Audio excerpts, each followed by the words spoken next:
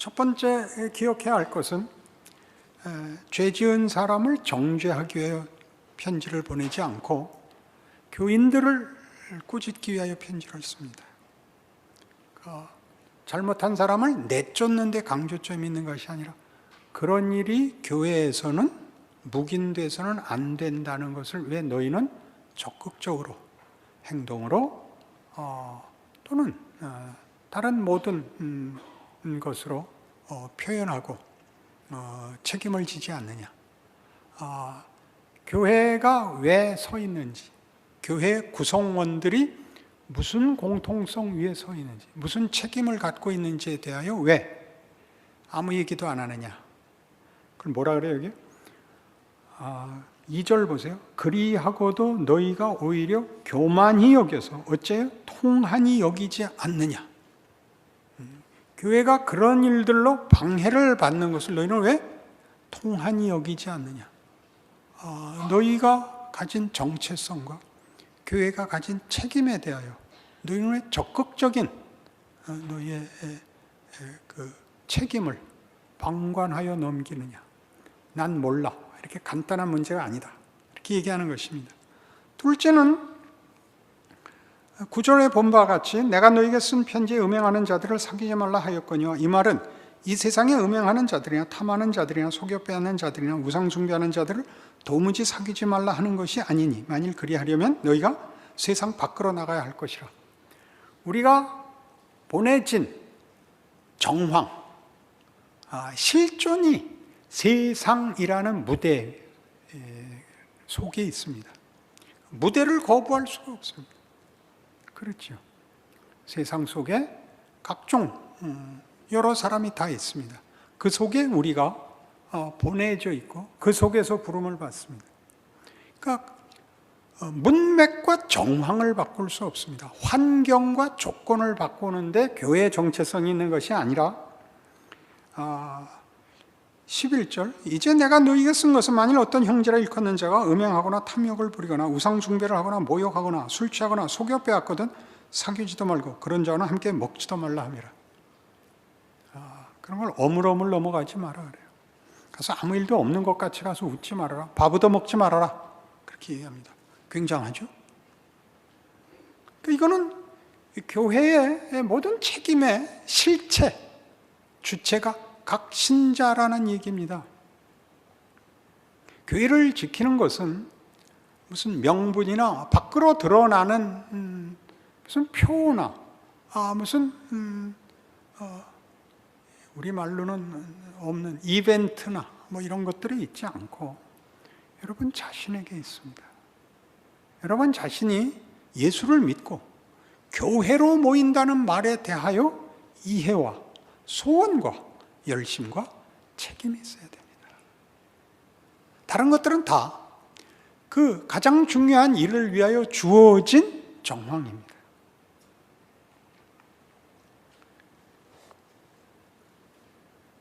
이 교회와 신자된 책임을 역사상 어떤 의미에서 통렬하게 느꼈던 사람이 2차 대전 나치 정권 하에서 독일의 칼바르트와 본회포입니다. 많은 사람들이 같이 느꼈겠습니다만 이 두 사람이 이제 대표적으로 유명한 사람이니까 그 두 사람을 꼽습니다. 당시 독일 교회는 국가의 종속이 됩니다. 옛날 우리나라 일제강점기 때 장로교 총회에서 신사참배를 승인합니다. 그걸 반대한 집단이 고신측입니다. 잘한 것이죠. 교회가 국가에 종속되어 말하자면 국가가 더 크고 교회가 그 밑에 그 통치 아래 종속되었는데 그것은 지금 중국 교회와 매우 흡사합니다. 중국의 3자 교회들은 중국 정부와 권력과 적당한 선에서 타협했습니다. 그걸 거부한 집단은 지하교회입니다. 그리고 어느 것이 더 나은 방법인지는 사실 애매합니다. 왜냐하면 어느 곳에나 하나님이 은혜를 담으셔야 됩니다. 타협할 수 없다는 분명히 우리가 원하는 그 멋진 결정이지만, 그래서 손해본데도 말할 수 없이 많습니다. 말하자면 그런 거부 혹은 타협, 이런 것들은 우리의 그때 실력에 달린 것입니다. 한꺼번에 할 수가 없습니다. 애 낳자마자 철 들어있는 애를 낳는 법이 어디 있습니까? 그렇지 않습니다. 과정이 있습니다. 그러나 그때 중요했던 역사적 사건은 이제 바르트와 본회퍼는, 특히 바르트는 그런 정리에서 교회가 국가보다 작다는 것은 말이 되지 않는다라고 깨닫기 시작합니다. 당연하죠. 국가의 어떤 기관, 국가의 통치 아래에 있는 조직, 국가의 허락을 받은 모임일 수 없다. 성경이 증언하는 하나님, 성경이 증언하는 교회의 정체성은 온 인류 역사와 운명을 담고 있는 것이다. 한 시대 한 나라가 어떻게 그것을 소나기에 쥘 수 있는가? 라고 이제 거부합니다. 그래서 탄생하는 것이 고백교회입니다. 그 고백교회는 그래서 그 가장 어려운 시기에 교회가 국가보다 크다.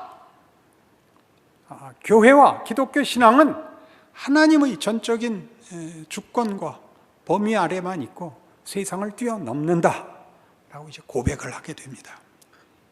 그래서 본회퍼는 현실적인 국가보다 교회가 크고 교회를 그 소나기에 잡으려고 하는 권력이나 세상 그 세력들에 대해서는 맞서 싸워야 된다.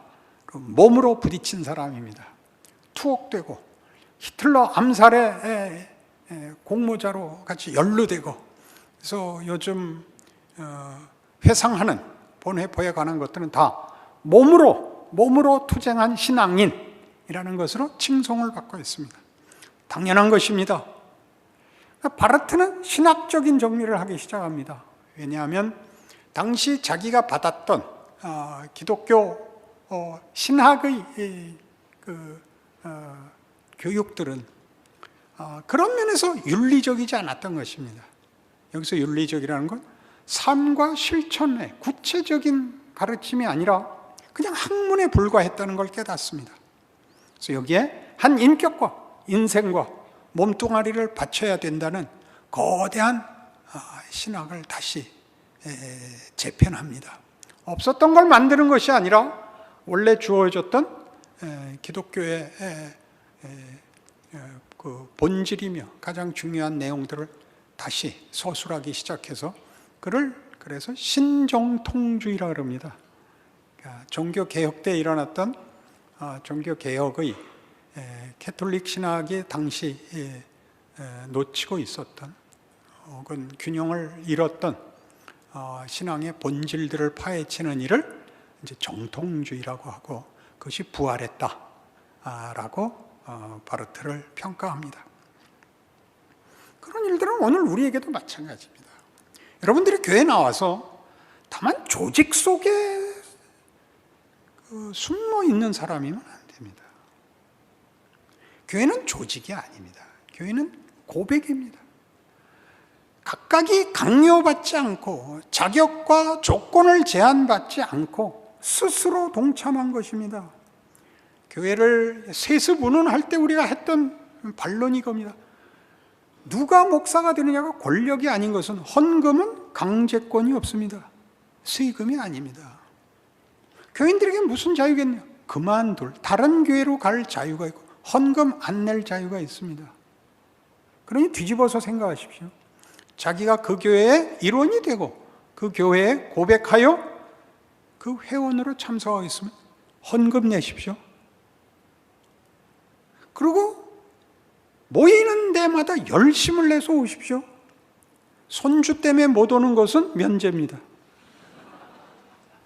여러분, 예수 믿는 것을 영광으로 아시고 기뻐하지 않으면 스스로에게 문제가 있는 것입니다. 목사님이 설교가 미흡하다. 이딴 소리는 다 핑계입니다. 시험 문제가 어려워요. 그런 말은 안 통하는 겁니다. 그것이 지금 성경이 제시하는 교회에서 아차 하면 넘어가는 겁니다. 이걸 조직으로 생각하면 뭐가 생기느냐면 관료주의가 생깁니다. 관료주의, 교회, 직위라는 것에 묻어 들어가고 책임은 자꾸 없어집니다. 그가 어떤 직위에 있든, 그가 어떤 은사를 갖고 있든, 그가 얼마나 큰 본인의 이상과 소원을 갖고 있든 교회의 한 일원으로서의 책임을 스스로가 지고 인정하고 긴 세월에 걸친 헌신과 인내와 믿음으로 보일 수 없으면 그건 다 구경꾼입니다. 관료화되는 것입니다. 보통 세상에서 많이 들었던 주보가 이쁘니 미우니부터 시작해서 성가를 잘하느니 못하느니부터 해서 프로그램이 이러니 저러니 이런 모든 것으로 도망갈 수 없습니다. 그런 것들은 장로들에게 위임되어 있는 것입니다. 얘기하십시오. 당회에서 의논할게. 그런 말들로 본인의 책임을 와야 하고 들어야 하고 아멘 해야 됩니다. 지금 한번 하십시오. 아멘. 안 하면 죽여버릴 겁니다. 다른 교회 가십시오. 교회는 그런 데가 아닙니다. 이 통절하게 공격하는 것입니다. 너희 중에 심지어 음행이 있다. 이거보다 더 무서운 게 뭐냐? 너희가 어찌하여 통하니 여기지 않느냐? 교회가 이러면 돼 라고 얼굴에 쓴 표정을 갖고 오셔야 됩니다. 은혜 받으러 왔습니다. 은혜 받으러 왔습니다. 봉사하겠습니다. 내가 도움이 되는 일이 있을까요? 내 인생을 가장 복된 길에 맡기겠습니다. 이런 소원들이 있고 그것이 격려되고 그것을 방해하는 것들에 대해서 교회는 그런 데 아니야. 너 그러지 마. 공격하거나 저주할 필요 없습니다. 그래야죠. 그래야 됩니다. 우리 교회는 이 문제에 있어서 너무 명분이 앞섭니다. 이 시대의 부작용일 겁니다. 공부 많이 한 근대화 과정에서 일어난 것입니다. 비평과 심사, 해설은 앞서고 실제로 하는 건 없습니다. 문약합니다. 이 시대가. 한국 사회 전체가 문약합니다. 자기가 하는 짓이 무엇인지를 모릅니다. 비난하는 것 외에 스스로 책임 있게 국민된 권리를 하는 이들은 적습니다. 이 시대와 정치, 경제 운운하지 말자 그랬죠. 그런 거 할 거 없습니다. 교회만이 가진 빛과 진리와 생명의 책임을 지고 명예롭게 생각하셔야 됩니다. 예수 믿는 거를 기쁘게 생각하셔야지. 무얼 겁을 내시고 왜 뒤로 도망가십니까?